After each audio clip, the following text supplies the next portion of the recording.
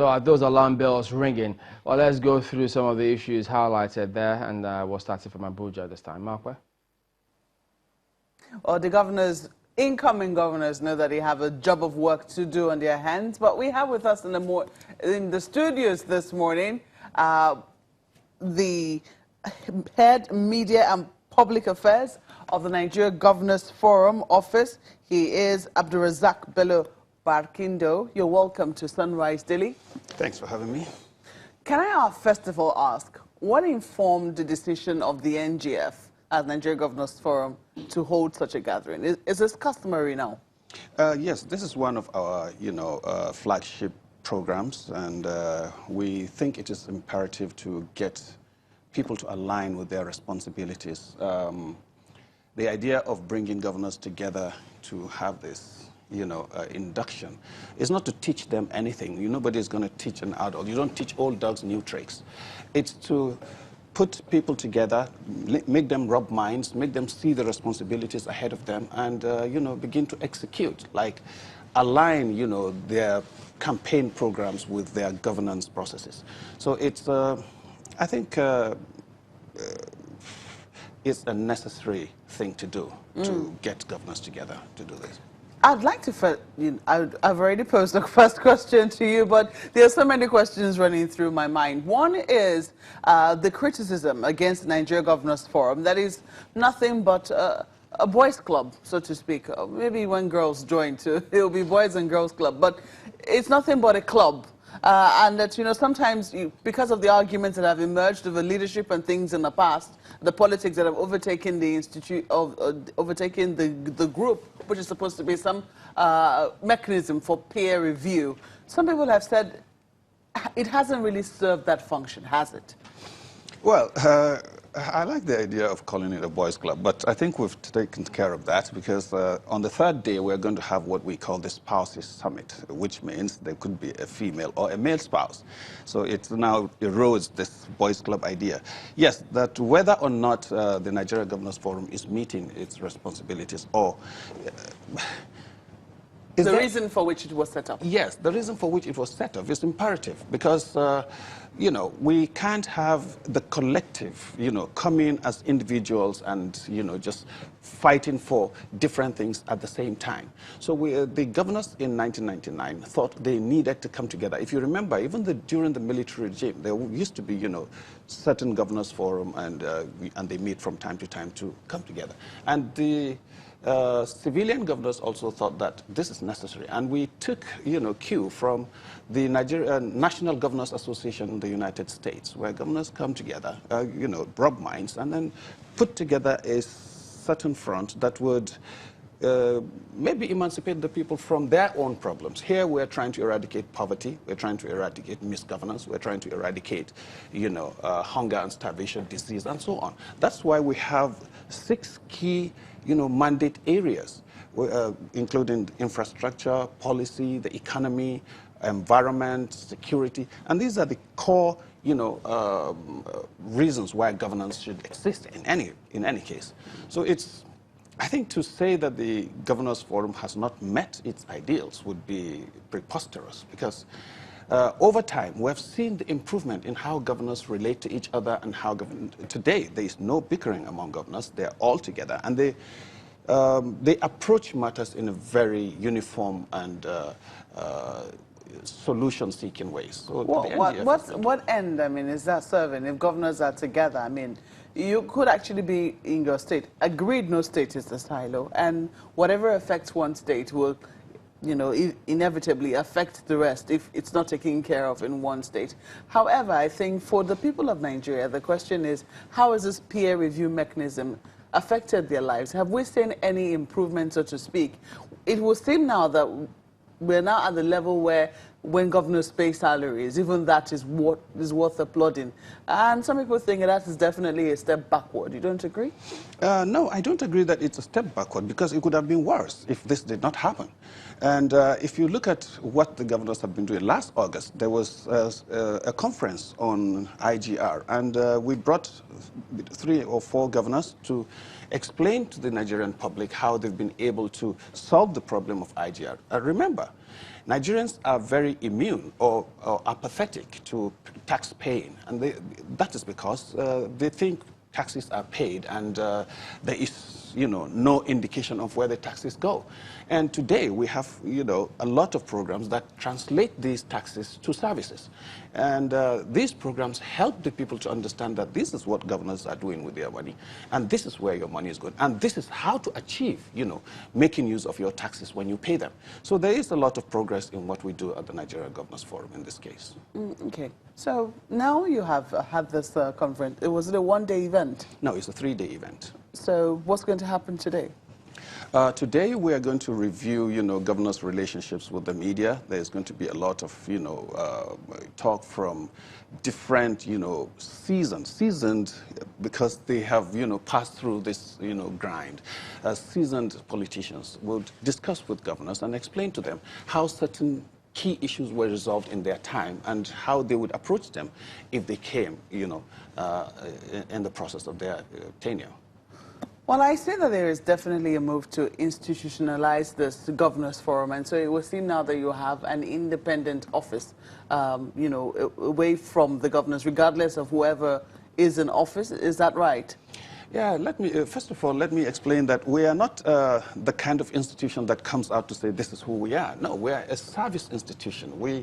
We serve from a consultancy point of view. We serve every governor according to his specific needs. So the idea of having an office does not even resonate with the Nigerian Governors Forum Secretariat. What we try to do is provide the, tailor-made services that governors need at every particular time. And I can tell you, we've been called at midnight, we've been called in the wee hours of the morning to provide certain services to governors, and we've been up to the task. Can you give us an example? No, I wouldn't want to bring examples here because it wouldn't, go down well with the people who called us. Why not? Well, I'm a little curious. First of all, how is the NGF funded? The NGF is funded by, dues from the governors. The governors pay dues of only 10 million naira per annum, and that would surprise you. So it's not a lot of money that comes into the services of and that's why, the Governors Forum is very, very limited in, its recruitments, and there's not a lot of resources in the Nigerian Governors Forum. It's just service. I'm trying to do the maths in my head. 10 million yeah, that's naira 360 per annum. Yeah, don't do so much math. Exactly. The 360 per annum is decent. Yes, it's decent. And there's a lot of people, and there are a lot of services. Remember that we recruit consultants, and these are mainly professors and experts from different, fields of endeavor in the society. And they charge a lot of money. This is where the money goes, and that's where we get the expertise from. So it's not the people at the Nigerian Governors Forum alone that service the governors. It's a lot of expertise from all over the world. Remember, we invited governors from other parts of the world. We also invited presidents from other parts of the world, even though they were not able to come due to certain pressing issues. But, we provide the best and seek, global best practices to be institutionalized in Nigeria. So it's a very focused and, service-centered kind of institution that we run.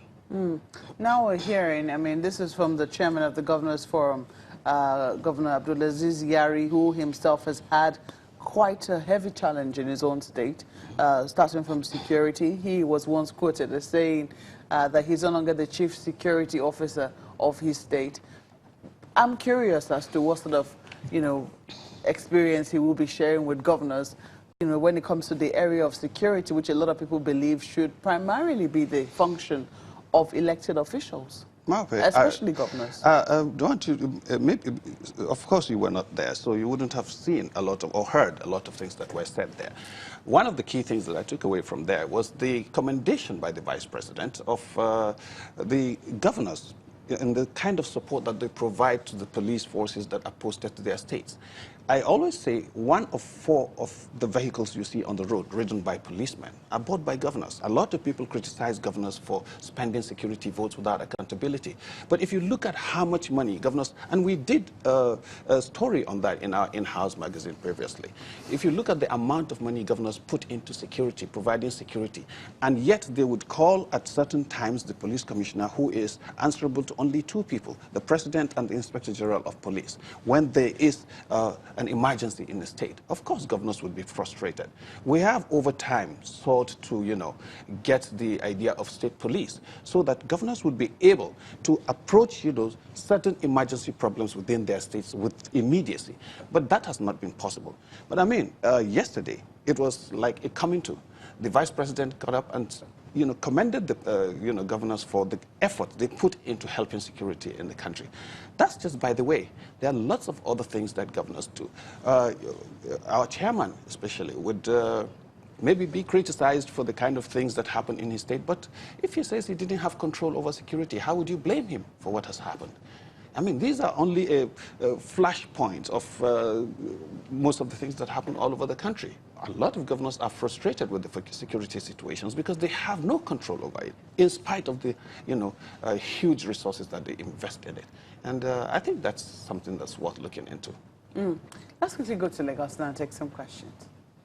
Yeah, could you give us, what is it thinking of governors? For instance, we had some respondents there talking about how governors can leverage on the resources that they do have in their states. But some of them have also previously, in different forums, spoken about how they don't have control of some of those resources. So what is the perspective, the thinking concerning that particular matter? Can you give me the question again?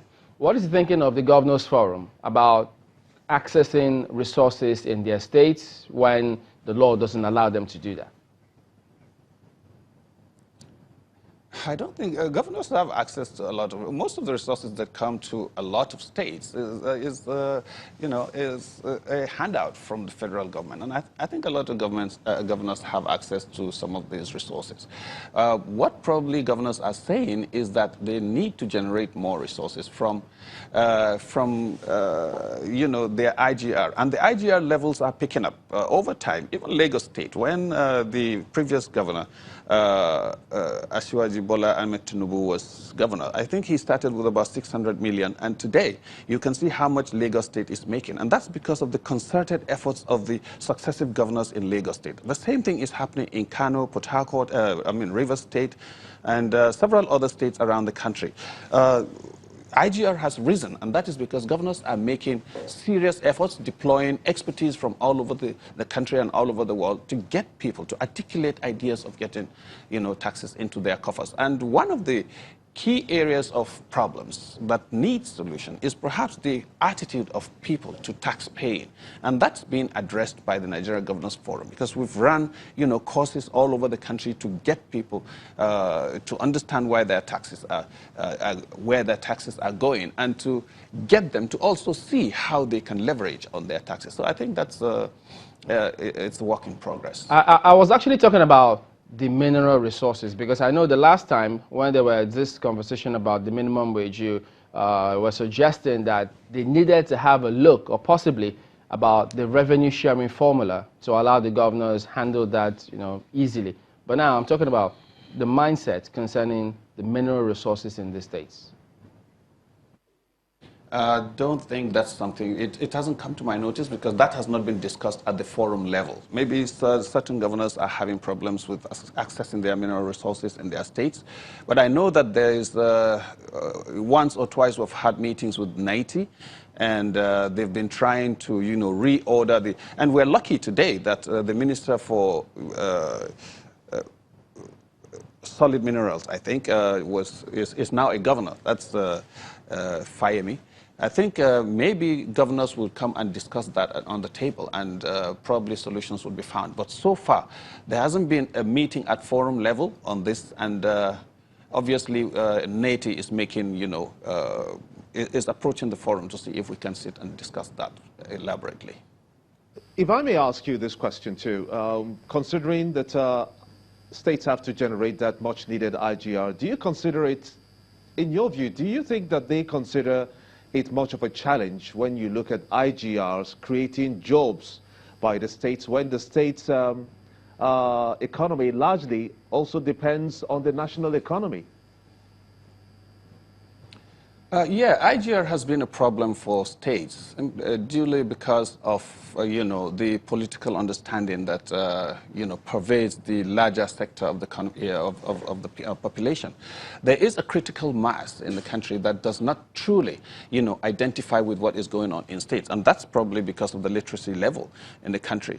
But over time, the Nigeria Governors Forum has begun to institutionalize certain projects that, that tie IGR to the services that you can receive. And that's, tax for services, where, you can, instead of probably relying solely on NSITF and the NHIS, you can simply pay your taxes and monitor them. And when you go to hospitals, you can show your tax receipts and acquire certain services without necessarily having enough money to pay for them. So we're beginning to institutionalize certain methods that can enable people, no matter how poor you are, to remain healthy because of the taxes that you pay. And I think this is just one of the programs that we have in line.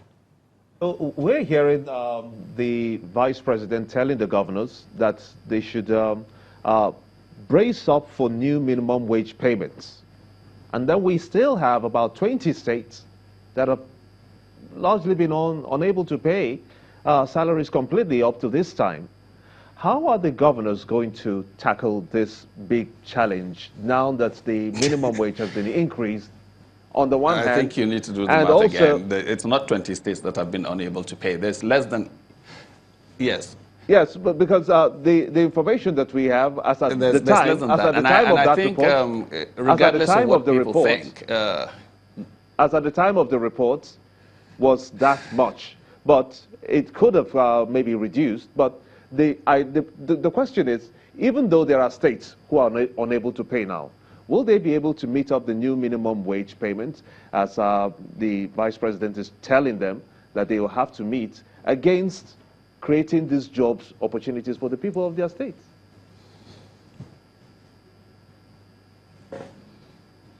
Since we had the last minimum wage debate, a lot of things have happened. The president established a certain committee, the revenue committee, which looked at other sources of revenue that would accrue to states. And since then, governors have begun to align with those committees, and more resources have begun to come into state coffers, and that would address the issue of minimum wage. I heard governors yesterday telling everybody to prepare to pay the minimum wage. So I think governors are no longer averse, to paying the minimum wage as they did last year. This has been, settled, and I believe that going forward, states would be able to pay the minimum wage without any serious issues. One question from us, and then we can go. Politicking is over, governance is about to begin. Sometimes it would seem like, and of course this is something that is known to many people, that a number of times, politics comes in the way when governors need to take important decisions of governance. How do you help to navigate these waters?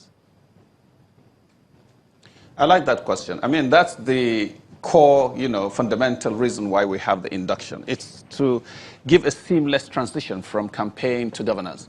Governors today, or beginning from yesterday, met with, international personalities, other seasoned governors from around the world, to rub minds on how they have transited from when they were campaigning into, how, they can govern the people.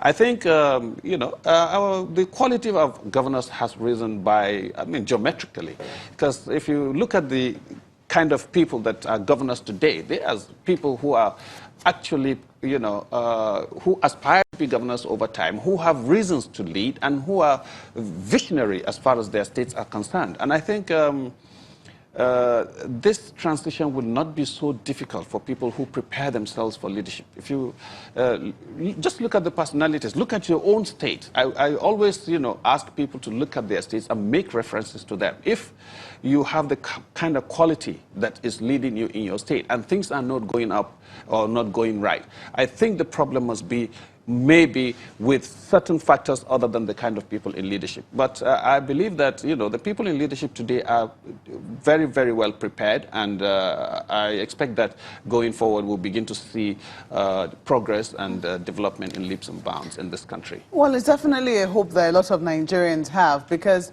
I mean, if you look at most of the indices, when you look at maternal health, when you look at, even healthcare, education, was it only last year that Bill Gates was here asking governors and even the federal government to increase spending in education and healthcare? And these are core areas that affect the lives of everyday Nigerians. They believe that if things are okay at the subnational level, and then we should all feel the impact. I mean, it should definitely translate to what we see overall on the federal level, so to speak, on the national level. And so when you say that the quality of people have improved, are you just talking about qualification, or are you talking about the determination and the drive to see that there is actually a better country for all of us? I think it's the drive to get a better country. If you listened yesterday to the speech of Ibukun Awosika,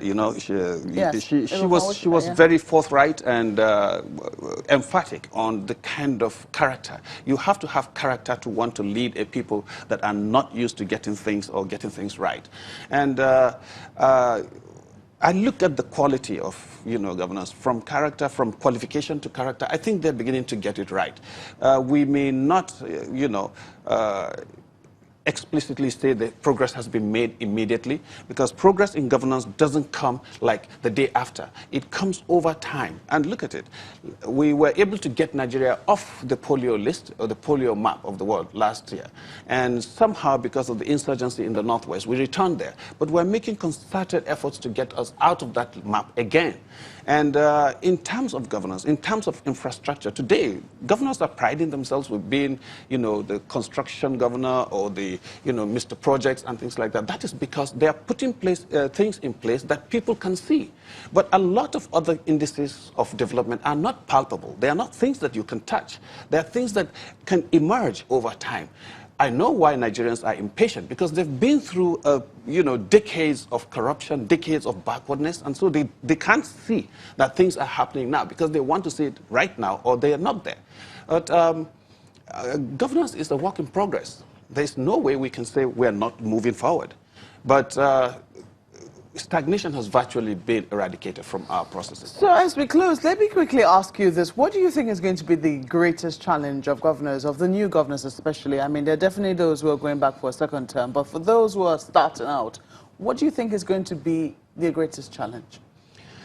I would just pick from one of the takeaways from what some of the guests we had yesterday said.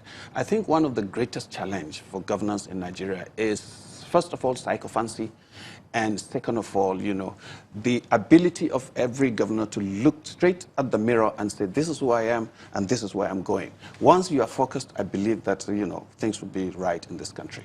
Well, we certainly hope that things will be right in the country. And we hope to hear a little more from the Nigeria Governors Forum. Let us hope that you keep us updated as we go along. And maybe when we have problems in certain states, maybe we should be questioning you now. No, not at all. Question the state. We should question the state. Well, we've been speaking with Mr. Abdulrazaque Bello-Barkindo, who is the head media and public affairs at the Nigeria Governors Forum. Thank you for coming on Sunrise Today this morning. The program will continue in just a moment. Please stay with us.